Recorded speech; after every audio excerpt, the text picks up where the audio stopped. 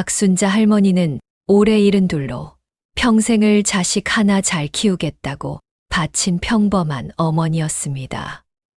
남편과 함께 시장에서 작은 채소 가게를 운영하며 악착같이 모은 돈으로 아들을 대학까지 보내고 장가까지 보냈습니다. 새벽 4시에 일어나 도매시장에서 채소를 떼어오고 밤 10시가 넘어서야 가게 문을 닫는 고된 일상이었지만 아들이 번듯한 회사에 취직하고 예쁜 색시를 얻어오는 것을 보며 모든 고생이 보람으로 느껴졌습니다. 이제 편안한 노후만 남았다고 생각했지만 남편이 세상을 떠난 1년 뒤 벌어진 기이한 사건이 그녀의 인생을 완전히 바꿔놓았습니다. 남편이 세상을 떠나고 정확히 1년이 되던 날, 박순자 할머니는 아들 내외와 함께 남편의 산소를 찾았습니다. 그날은 유난히 구름 한 점 없이 맑은 날이었습니다. 산길을 오르며 할머니는 지난 1년을 떠올렸습니다. 남편 없는 첫 제사, 혼자 맞은 첫 생일, 텅 빈 집에서 홀로 보낸 수많은 밤들. 그 모든 시간이 얼마나 외롭고 힘들었는지 남편 무덤 앞에서라도 하소연하고 싶었습니다. 남편이 생전에 자식처럼 아끼던 진돗개 충실이도 함께였습니다. 충실이는 원래 시장 근처를 떠돌던 떠돌이 개였는데 남편이 5년 전 겨울 눈 속에서 덜덜 떨고 있는 것을 발견하고 집으로 데려왔습니다. 처음에는 할머니도 반대했지만 남편이 이 녀석도 우리처럼 고생하며 살아온 놈이야. 마지막 여생이라도 따뜻하게 보내게 해주자. 라고 간곡히 부탁해 키우게 되었습니다. 그 후로 충실이는 남편을 그림자처럼 따라다녔고 남편도 충실이를 무척 아꼈습니다. 남편이 떠난 후 충실이는 곡기를 끈다시피 했습니다.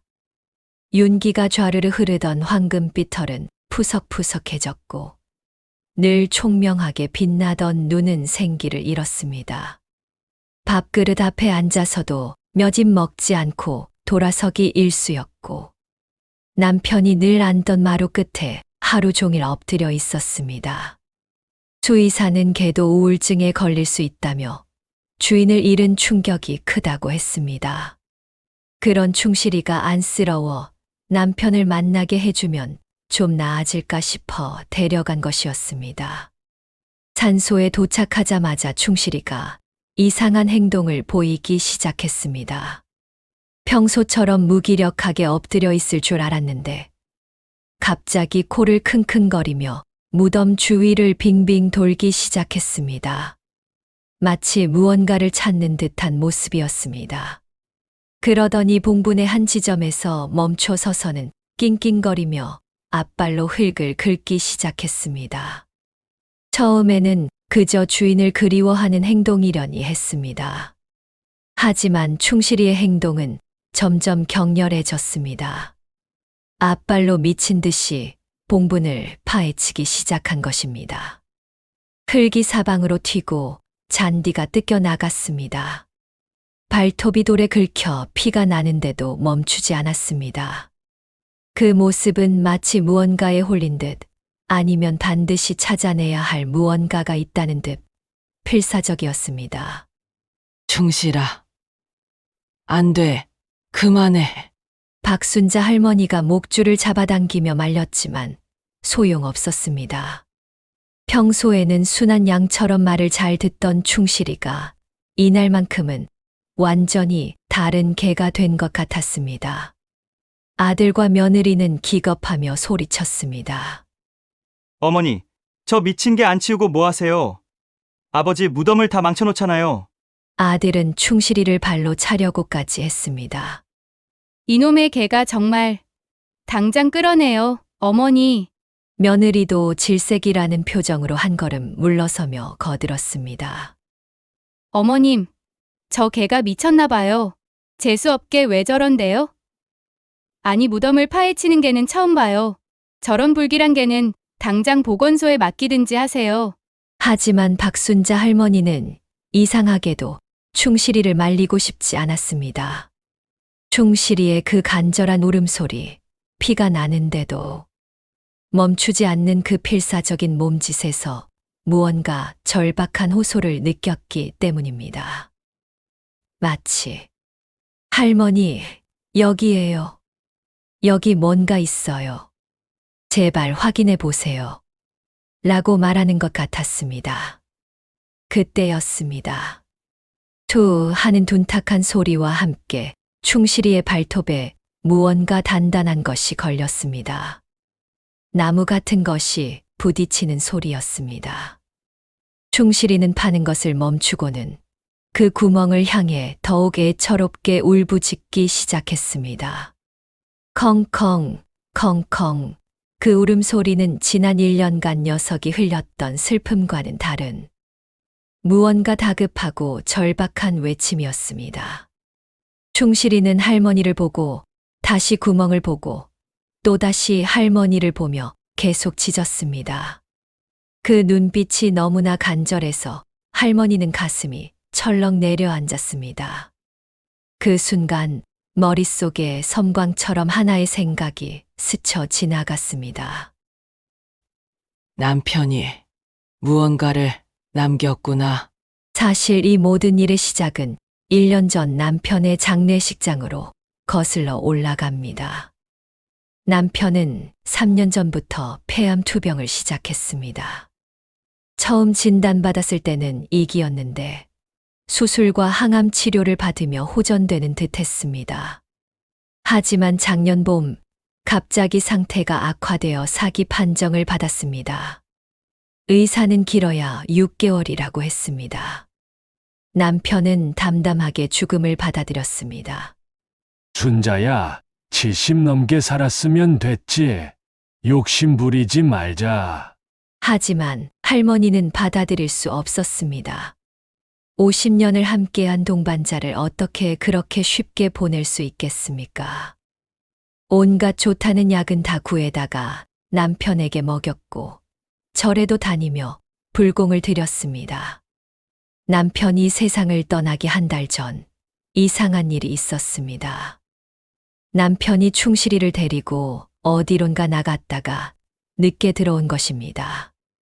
어디 다녀왔냐고 물으니 그저 산책 다녀왔다고만 했습니다. 그런데 그날 이후로 충실이가 남편 곁을 한시도 떠나지 않았습니다.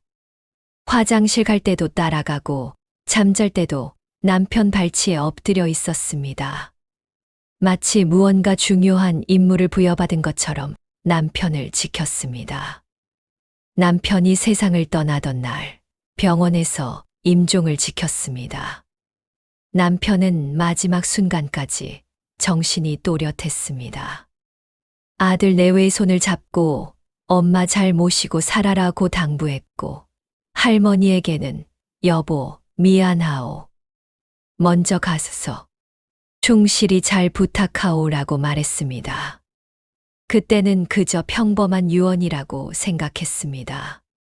장례식장에서 아들 내외는 어찌나 서럽게 우는지 조문객들 모두가 효자 효부 났다고 칭찬이 자자했습니다. 아들은 영정사진을 부여잡고 아버지 어떻게 저를 두고 가십니까? 라며 오열했고 며느리도 아버님, 저희가 정말 잘 모실게요. 어머님, 걱정하지 마세요. 라며 눈물을 흘렸습니다. 친척들도 모두 감동했습니다. 순자야, 복 받았구나. 저런 효자 효부가 어디 있니? 그러게. 요즘 세상에 부모 장례식에 저렇게 우는 자식이 어디 있어. 할머니도 그런 아들 내외가 대견하고 고마웠습니다. 평생 고생만 한 남편이 마지막 가는 길은 외롭지 않겠구나 싶어 안심했습니다. 하지만 장례를 치르고 사무제까지 지내자마자 아들과 며느리는 본색을 드러냈습니다. 49제도 치르기 전이었습니다. 어느 날 저녁 아들 내외가 서류 뭉치를 들고 찾아왔습니다. 어머니, 저희가 어머니 앞으로 드릴 말씀이 있어요. 아들이 조심스럽게 말을 꺼냈습니다. 이제 아버지도 안 계시고 이 넓은 집에 혼자 계시면 무섭고 힘드실 거예요. 저희가 모시겠습니다. 할머니는 가슴이 뭉클했습니다. 그래? 정말 고맙구나. 하지만 나는 이 집이 좋은데. 며느리가 나섰습니다. 어머님, 그런데 저희 아파트가 좀 좁아서요. 지금 살고 있는 전세 아파트 잔금을 치르고 좀 더 넓은 집으로 옮기려고 하는데 돈이 좀 부족해요. 이 집을 팔아서 그 돈으로 넓은 집을 구하면 어머님 모실 방도 따로 마련할 수 있어요. 아들이 서류를 내밀며 말했습니다. 어머니, 이 서류에 도장만 찍어주시면 돼요. 집 매매랑 이런 복잡한 건 저희가 다 알아서 처리할게요. 어머니는 편하게 저희 집으로 오시기만 하면 돼요. 할머니는 너무나 감격스러워 눈물까지 흘렸습니다. 그래. 그래. 너희가 그렇게 해준다니. 얼마나 고맙니. 아버지도 하늘에서 기뻐하실 거야.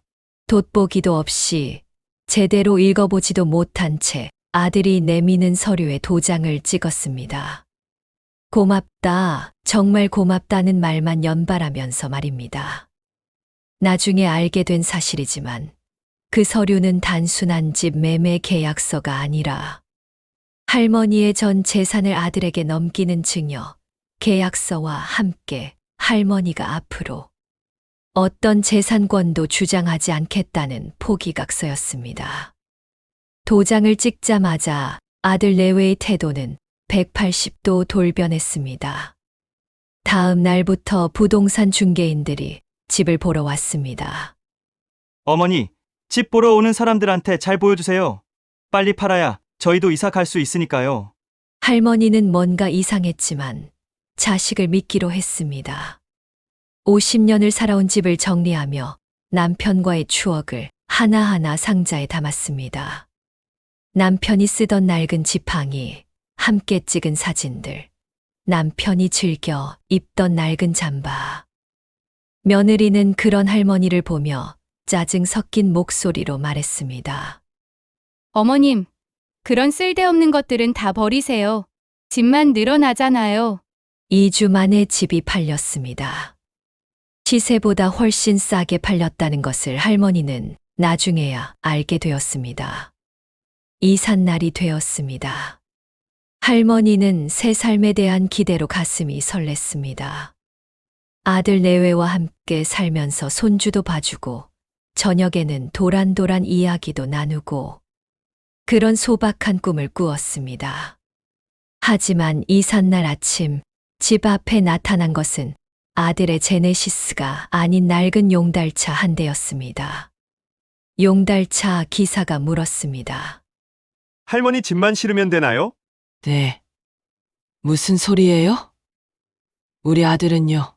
바로 그때 며느리가 나타났습니다. 평소와 달리 차가운 표정이었습니다. 어머님, 저희가 사는 아파트가 생각보다 좁아서요. 어머님 모실 방이 당장은 없어요. 그럼 나는 어디로 가? 며느리는 작은 보따리 하나를 할머니에게 던지듯 주며 말했습니다. 당분간 이 근처 찜질방에 계세요. 저기 사거리 지나면 큰 찜질방이 있어요. 거기서 며칠만 계시면 저희가 방구에서 모시러 올게요. 일주일이면 될 거예요. 할머니는 하늘이 무너지는 것 같았습니다. 찜질방. 내가 왜 찜질방에 가야 하니? 너희 집으로 간다고 했잖아. 어머님, 정말 죄송한데 잠깐이에요. 금방 모시러 올게요. 자, 여기 돈이에요. 일주일 정도 찜질방에 계실 돈이에요. 며느리는 봉투 하나를 건네고는 휙 돌아서 갔습니다. 아들은 나타나지도 않았습니다. 전화를 해도 받지 않았습니다. 할머니는 망연자실해서 그 자리에 주저앉고 말았습니다. 50년을 살던 집 앞에서 작은 보따리 하나와 충실이만 데리고 말입니다. 용달차 기사가 안쓰럽다는 듯 물었습니다. 할머니, 정말 찜질방으로 모셔다 드릴까요? 아니에요. 괜찮아요. 할머니는 간신히 일어섰습니다. 충실이의 목줄을 잡고 터덜터덜 걸었습니다. 뒤돌아본 집에는 이미 새 주인이 들어가고 있었습니다. 찜질방에서의 하루하루는 지옥과도 같았습니다. 딱딱한 바닥에서 잠을 자야 했고 매일 밤 코 고는 소리와 텔레비전 소리에 제대로 잠을 잘 수도 없었습니다. 그나마 다행인 것은 그 찜질방 사장이 불쌍히 여겨 충실이는 창고 한 구석에 묶어두게 해준 것이었습니다. 아들에게 계속 전화를 했습니다. 처음 며칠은 조금만 기다리세요. 방 알아보고 있어요. 라고 했습니다. 일주일이 지나자 좀 더 시간이 필요해요. 라고 했습니다. 2주가 지나자 아예 전화를 받지 않았습니다. 한 달이 지나자 이 번호는 없는 번호입니다. 라는 안내 음성만 나왔습니다. 며느리가 준 돈은 겨우 30만 원이었습니다.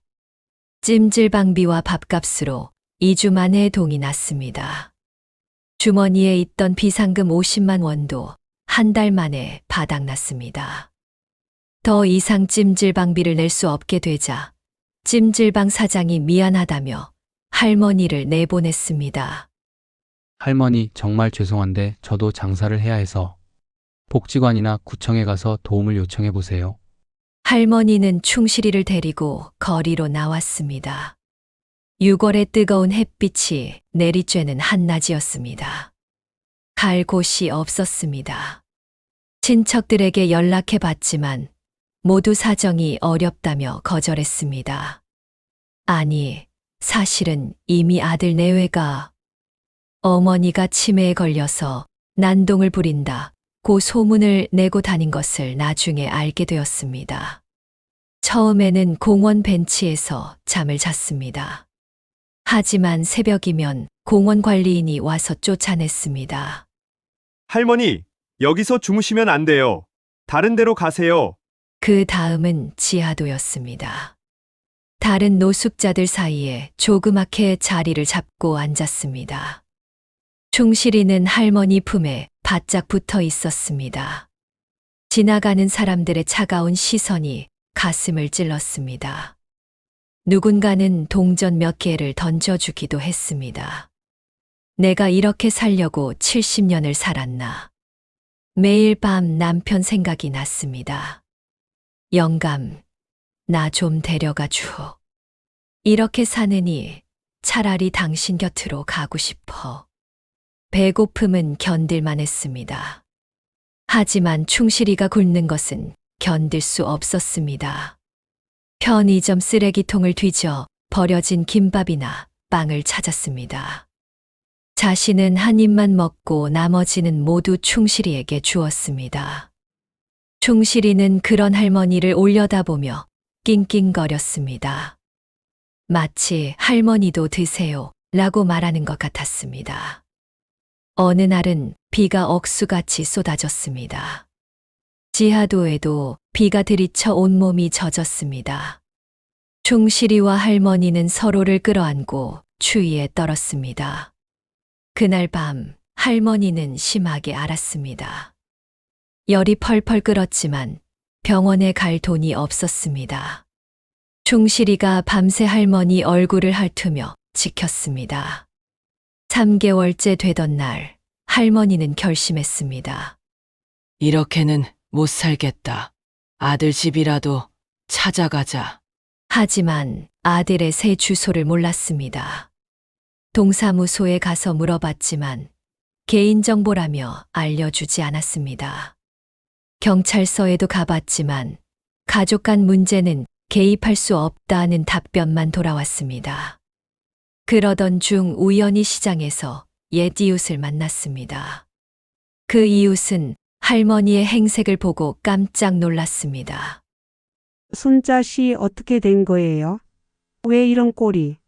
할머니는 그동안의 사정을 털어놓고 울었습니다. 이웃은 분개하며 말했습니다. 그 나쁜 놈들. 제가 며칠 전에 강남 쪽 백화점에서 봤어요. 외제차 타고 와서 명품 가게에서 쇼핑하더라고요.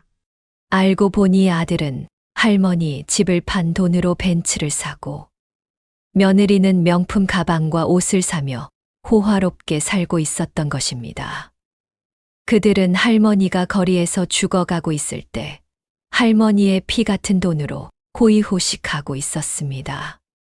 이웃은 안타까워하며 약간의 돈을 쥐어 주었습니다. 이걸로 며칠은 버티세요. 복지관에 가면 도시락도 주고 잠자리도 제공한다던데 한번 알아보세요. 하지만 복지관도 이미 인원이 가득 차 있었습니다. 대기자가 수십 명이라고 했습니다. 할머니는 다시 거리로 돌아왔습니다. 겨울이 다가왔습니다. 찬바람이 뼛속까지 파고들었습니다. 어느 자선단체에서 나눠준 낡은 솜이불 하나로 충실이와 함께 추위를 견뎠습니다. 손가락은 동상에 걸려 퉁퉁 부었고 발가락은 감각이 없었습니다. 어느 날 새벽 할머니는 충실이가 자신의 몸으로 할머니를 덮고 있는 것을 발견했습니다. 충실이도 추울 텐데 자신의 체온으로 할머니를 따뜻하게 해주려는 것이었습니다. 할머니는 충실이를 꼭 끌어안고 울었습니다. 충실아, 미안해. 너마저 이런 고생을 시켜서. 우리 영감이 살아있었으면 이런 일은 없었을 텐데. 그렇게 비참한 노숙 생활을 이어가던 중 남편의 기일이 다가왔습니다. 할머니는 남편에게 이 모든 억울함을 하소연하고 싶었습니다. 무덤 앞에서라도 실컷 울고 싶었습니다. 마지막 힘을 쥐어짜 사람들에게 구걸했습니다. 제발 1,000원만. 남편 무덤에 가야 해요. 어떤 이는 동정 어린 눈빛으로 돈을 주었고 어떤 이는 불쾌한 표정으로 피해갔습니다. 그렇게 며칠을 구걸해서 겨우 차비를 마련했습니다. 기일 당일 할머니는 충실이와 함께 첫 버스를 탔습니다. 버스 기사는 노숙자 차림의 할머니를 보고 인상을 찌푸렸지만 충실이까지 데리고 탄 할머니를 차마 내쫓지는 못했습니다. 산소로 가는 길은 멀고도 험했습니다. 버스에서 내려 산 길을 1시간이나 걸어야 했습니다. 예전에는 30분이면 충분했는데 이제는 몸이 예전 같지 않았습니다. 몇 걸음 걷다가 쉬고 또 걷다가 쉬기를 반복했습니다. 충실이는 그런 할머니 곁을 묵묵히 지켰습니다. 산소에 도착했을 때는 이미 정오가 가까워지고 있었습니다. 놀랍게도 아들 내외가 먼저 와 있었습니다. 번듯한 양복을 입은 아들과 명품으로 치장한 며느리가 제사상을 차리고 있었습니다. 할머니를 본 아들의 얼굴이 순간 굳었습니다. 어머니, 여기 어떻게라니? 내 남편 무덤에 내가 오는 게 그렇게 이상하니? 며느리가 할머니의 행색을 위아래로 훑어보며 코를 찡긋했습니다. 어머님, 그 꼴이 뭐예요? 창피하게. 오늘 저희 친구들도 오기로 했는데 할머니는 분노가 치밀어 올랐지만 꾹 참았습니다. 남편 앞에서 싸우고 싶지 않았습니다. 그저 묵묵히 무덤 앞에 앉아 막걸리를 부었습니다. 구걸에서 산 싸구려 막걸리였지만 남편이 생전에 좋아하던 것이었습니다. 영감, 나예요. 많이 보고 싶었어요. 당신 없이 1년, 지옥 같은 1년이었어요. 그때 충실이가 이상한 행동을 시작한 것입니다. 무덤 주위를 킁킁거리더니 미친 듯이 땅을 파기 시작했습니다. 아들이 버럭 소리를 질렀습니다. 어머니, 저 미친 개 좀 치워요. 지금 뭐 하는 짓이에요? 충실이가 이상해. 뭔가 있는 것 같은데. 뭐가 있어요? 그냥 미친 개잖아요. 당장 끌고 가세요. 하지만 충실이는 멈추지 않았습니다. 오히려 더 필사적으로 땅을 팠습니다. 발톱이 부러지고 피가 났지만 계속 팠습니다. 그리고 마침내 뭔가 딱딱한 것에 부딪히는 소리가 났습니다. 충실이가 더욱 크게 짖기 시작했습니다. 마치 찾았어요. 여기 있어요. 라고 외치는 것 같았습니다. 할머니는 직감적으로 알았습니다. 남편이 무언가를 남겼다는 것을. 충실이를 통해 자신에게 메시지를 전하려 한다는 것을. 이 무덤을 파봐야겠어. 아들과 며느리의 얼굴이 하얗게 질렸습니다. 어머니, 미치셨어요? 아버지 무덤을 파헤치겠다고요? 그래. 팔 거야. 충실이가 이렇게까지 하는 데는 이유가 있을 거야. 안 돼요. 그건 부관참시예요. 불법이에요. 며느리도 거들었습니다. 맞아요. 경찰에 신고할 거예요. 하지만 할머니의 결심은 확고했습니다. 그래, 신고해. 어차피 난 잃을 것도 없는 사람이야. 다음 날 할머니는 마지막 남은 자존심을 버리고 동네 사람들에게 사정을 설명하며 도움을 청했습니다. 다행히 몇몇 사람들이 동정심에 돈을 보태주었고 인부 2명을 구할 수 있었습니다. 아들 내외는 끝까지 반대했지만 할머니는 무덤 파는 것을 강행했습니다. 법적으로 할머니가 상주였기 때문에 아들도 막을 수 없었습니다. 인부들이 조심스럽게 흙을 파기 시작했습니다. 2시간쯤 지나자 관이 모습을 드러냈습니다. 할머니의 가슴이 쿵쾅거렸습니다. 조심해서 관 뚜껑을 열어주세요. 관 뚜껑이 열리는 순간 모두가 숨을 멈췄습니다. 남편의 유골 옆에 오동나무 상자가 하나 놓여 있었던 것입니다. 깨끗한 천으로 정성스럽게 쌓여 있었습니다. 할머니가 떨리는 손으로 상자를 열었습니다. 안에는 여러 개의 통장과 두툼한 편지 봉투, 그리고 작은 녹음기가 들어 있었습니다. 편지를 펼쳤습니다. 남편의 삐뚤빼뚤한 글씨가 보였습니다. 병원에서 아픈 몸을 이끌고 쓴 것이 분명했습니다. 사랑하는 아내 순자에게, 여보, 이 편지를 읽고 있다면 당신은 분명 힘든 시간을 보냈을 거요. 미안하오. 미리 막지 못해서. 나는 우리 아들, 녀석의 본성을 알고 있었소. 겉으로는 효자인 척하지만 속은 시커먼 놈이라는 걸. 며느리도 마찬가지요.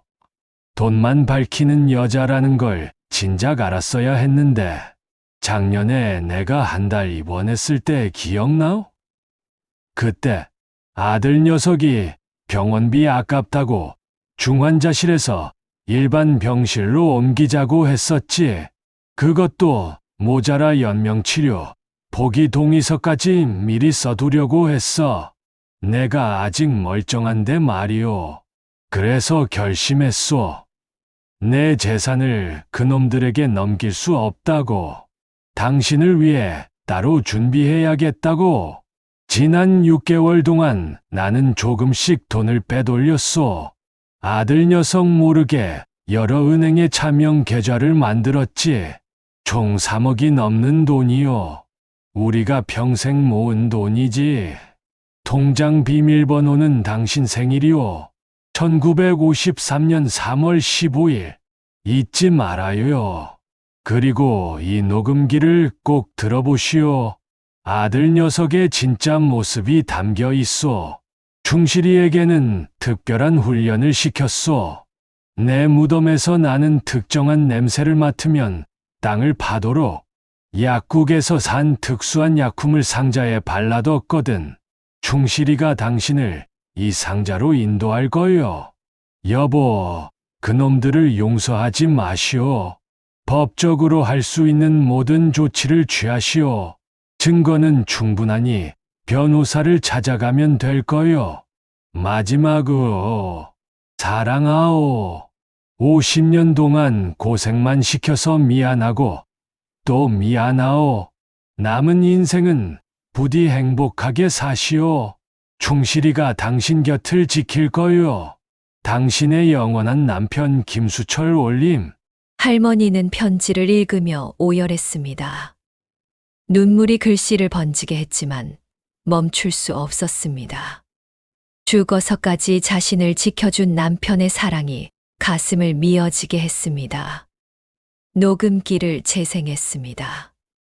병원 복도인 듯한 곳에서 녹음된 것 같았습니다. 아들과 며느리의 목소리가 선명하게 들렸습니다. 여보, 아버지 빨리 돌아가셨으면 좋겠어. 병원비도 아깝고 저 집 빨리 팔아서 우리 빚부터 갚아야 하는데 그러게. 어머니는 어차피 늙어서 얼마 못 사실 거야. 요양원에 보내든지 하면 되지. 요양원도 돈 들잖아. 그냥 찜질방에 보내자. 어차피 치매 온 것처럼 연기하면 누가 알아? 그리고 아들이 병실로 들어와 남편에게 말하는 소리가 들렸습니다. 아버지, 재산 정리 좀 미리 해주세요. 세금도 아끼고 좋잖아요. 이놈아, 내가 아직 안 죽었다.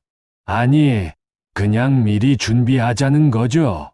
어머니는 제가 잘 모실 테니 걱정 마세요. 내 놈이 어미를 잘 모신다고.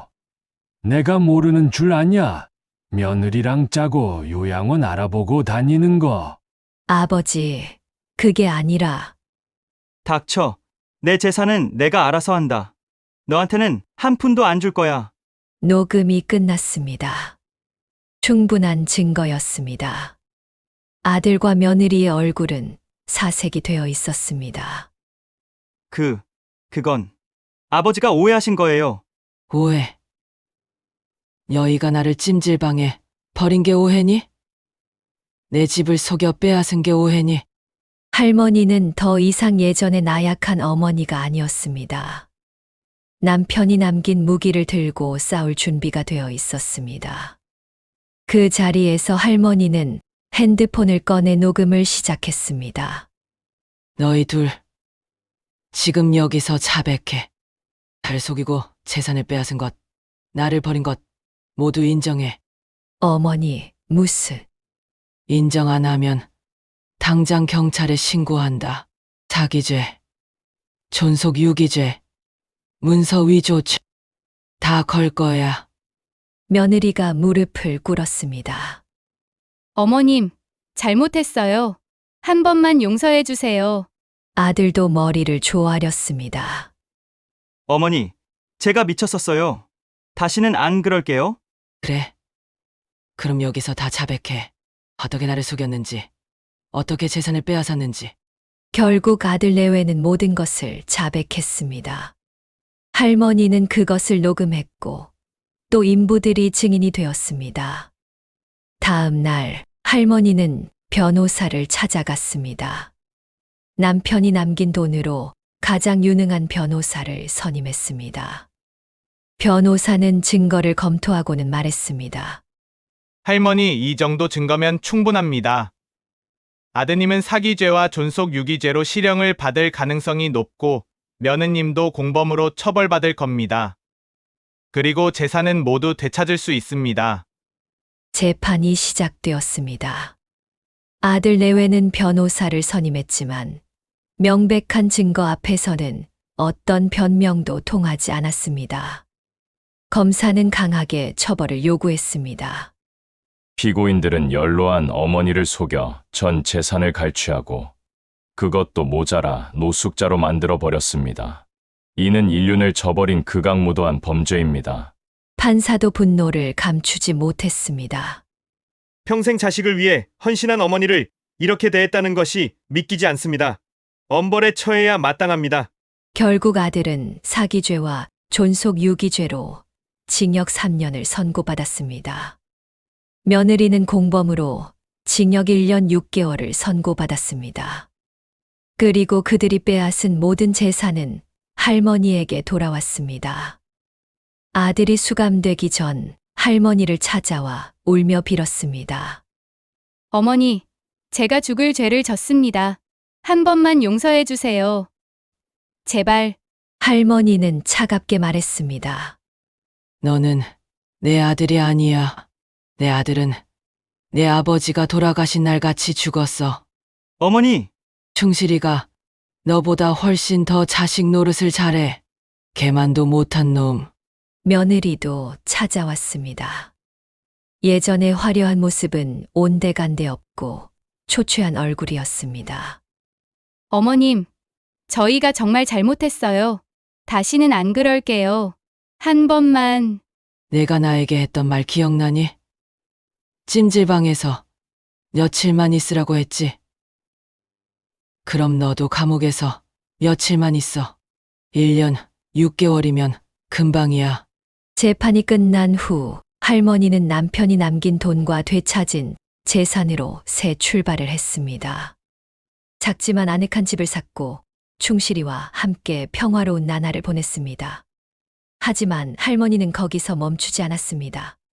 자신과 같은 피해를 당한 노인들을 돕기로 결심했습니다. 재산의 일부를 추연해 효도 지킴이 재단을 만들었습니다. 불효 자식에게 재산을 빼앗기고 버림받은 노인들을 돕는 단체였습니다. 재단 설립 기자회견에서 할머니는 말했습니다. 저처럼 자식에게 배신당한 노인들이 너무 많습니다. 하지만 대부분 자식이라는 이유로 참고 삽니다. 저는 그런 분들에게 말하고 싶습니다. 참지 마세요. 피가 섞였다고 해서 나쁜 짓을 용서할 이유는 없습니다. 할머니의 사연이 언론에 보도되자 큰 반향을 일으켰습니다. 비슷한 피해를 당한 노인들이 속속 나타났고 할머니는 그들을 돕는 데 여생을 바쳤습니다. 충실이는 할머니가 새로 산 집에서 예전의 활기를 완전히 되찾았습니다. 윤기 나는 황금빛 털, 초롱초롱한 눈, 힘찬 걸음걸이. 매일 아침 할머니를 깨우고 산책을 나가자고 조르고 밤에는 할머니 발치에서 잠들었습니다. 동네 사람들은 충실이를 영운견이라고 불렀습니다. 주인을 구한 기적의 개라고. 충실이는 그런 칭찬을 받을 때마다 꼬리를 흔들며 좋아했습니다. 어느 날 할머니는 충실이와 함께 남편 산소를 다시 찾았습니다. 이번에는 제대로 된 제사상을 차렸습니다. 남편이 좋아하던 음식들로 가득했습니다. 영감, 고마워요. 당신 덕분에 다시 살았어요. 충실이도 잘 있어요. 우리 둘이 서로 의지하며 잘 살고 있어요. 충실이가 무덤 앞에서 낑낑거렸습니다. 마치 주인에게 잘 지켜드렸어요. 라고 보고하는 것 같았습니다. 그리고 영감, 우리 아들 녀석은 아직 용서 못 하겠어요. 당신 말대로 할게요. 절대 용서 안 할게요. 바람이 불었습니다. 나무잎이 살랑살랑 흔들렸습니다. 마치 남편이 잘했어, 그래야지라고 말하는 것 같았습니다. 3년이 지났습니다. 아들이 출소했다는 소식을 들었습니다. 할머니를 찾아왔다고 했습니다. 하지만 할머니는 만나주지 않았습니다. 대신 충실이가 대문 앞에서 으르렁거렸습니다. 아들은 결국 돌아갔습니다. 며느리는 이혼했다고 들었습니다. 다른 남자를 만나 재혼했다는 소문도 들렸습니다. 할머니는 관심이 없었습니다. 할머니는 이제 75이 되었습니다. 충실이도 나이가 들어 예전처럼 활발하지는 않지만 여전히 할머니 곁을 지켰습니다.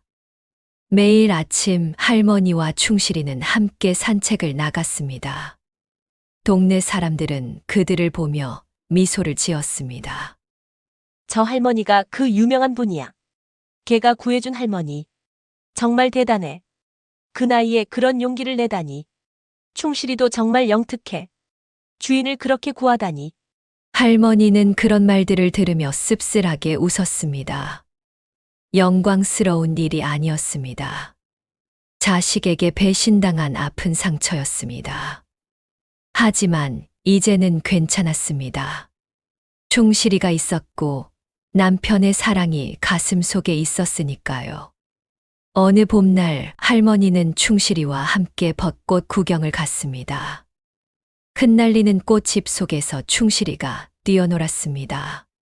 할머니는 벤치에 앉아 그 모습을 지켜보며 생각했습니다. 인생이 참 기구하지. 자식보다 개가 더 낫다니. 하지만 후회는 없었습니다. 오히려 감사했습니다. 진짜 가족이 누구인지 알게 해준 남편에게, 그리고 끝까지 곁을 지켜준 충실이에게. 그날 밤 할머니는 일기를 썼습니다. 오늘도 충실이와 좋은 하루를 보냈다. 남편이 하늘에서 지켜보고 있을 것이다. 나는 이제 행복하다. 진짜 가족과 함께 있으니까. 이듬해 여름, 충실이가 무지개 다리를 건넜습니다. 12살, 개로서는 천수를 단 나이였습니다. 마지막 순간까지 할머니 곁을 떠나지 않았습니다. 할머니 손을 핥으며 눈을 감았습니다. 할머니는 충실이를 남편 산소 옆에 묻었습니다. 작은 비석도 세웠습니다. 충실이 2012에 2024 세상에서 가장 충직한 게 진정한 가족. 그리고 그 옆에 할머니가 직접 쓴 편지를 묻었습니다. 충실아, 고마웠어. 내 덕분에 다시 살 수 있었어. 하늘나라에서 할아버지 만나면 잘 지내. 나도 곧 갈게. 충실이를 보낸 후 할머니는 더욱 열심히 불효 피해 노인들을 도왔습니다. 충실이가 자신을 구한 것처럼 자신도 다른 이들을 구하고 싶었습니다. 그러던 어느 날 할머니는 한 통의 편지를 받았습니다. 아들이 보낸 것이었습니다. 어머니, 저예요. 용서받을 자격이 없다는 것 압니다. 하지만 이 편지만이라도 읽어주세요. 감옥에서 3년, 저는 매일 후회했습니다. 어머니를 그렇게 대한 것, 아버지를 실망시킨 것, 충실이보다 못한 인간이 된 것. 저는 이제 새 사람이 되려고 합니다. 작은 식당에서 일하며 정직하게 살고 있습니다. 어머니께 용서받을 때까지 계속 이렇게 살겠습니다. 어머니, 죄송합니다. 그리고 사랑합니다. PS. 충실이가 무지개 다리를 건넜다고 들었습니다. 저도 충실이에게 미안합니다. 할머니는 편지를 읽고 한참을 생각했습니다. 그리고 답장을 썼습니다. 내가 정말 새 사람이 되었는지는 시간이 말해줄 것이다. 10년 후. 아직도 그 마음이 변하지 않았다면 그때 다시 연락해라. 그때까지는 오지 마라. 할머니는 여든을 바라보는 나이가 되었습니다. 여전히 작은 집에서 혼자 살았지만 외롭지 않았습니다. 매일 재단으로 출근해 사람들을 만났고 주말에는 남편과 충실히 무덤을 찾았습니다. 그리고 가끔, 정말 가끔 충실이가 꿈에 나타났습니다. 예전처럼 황금빛 털을 휘날리며 뛰어다니는 모습으로. 그럴 때마다 할머니는 행복했습니다. 충실아, 잘 있지? 할머니도 잘 있어. 우리 또 만날 때까지 잘 있어. 바람이 불었습니다. 창문 밖 풍경이 흔들렸습니다. 마치 충실이가 대답하는 것 같았습니다. 콩콩, 할머니도 건강하세요. 기다릴게요. 할머니는 미소 지었습니다. 비록 자식에게는 배신당했지만 남편과 충실이의 사랑을 받은 행복한 인생이었다고, 그것으로 충분하다고. 해가 저물고 있었습니다. 노을이 온 세상을 붉게 물들였습니다. 어디선가 개 짖는 소리가 들렸습니다. 할머니는 눈을 감았습니다. 충실이가 보고 싶었습니다.